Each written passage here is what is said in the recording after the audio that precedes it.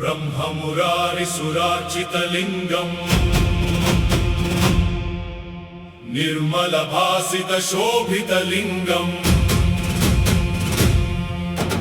जन्मज दुःखविनाशकलिङ्गम्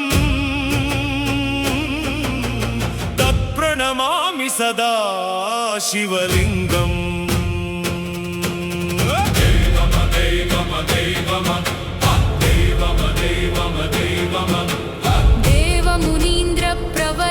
देवमुनीन्द्रप्रवरार्चितलिङ्गम् कामदहन करुणाकरलिङ्गम्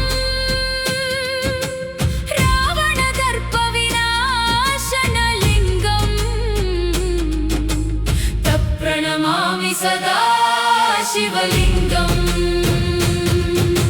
सर्वसुगन्धसुलेपितलिङ्गम् बुद्धिविवर्धनकारणलिङ्गम् सिद्धसुरासुरवन्दितलिङ्गम् तत्प्रणमामि सदा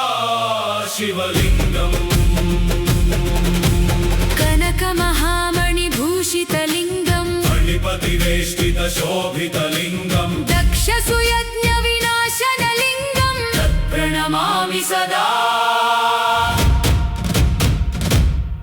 शिवलिङ्गम्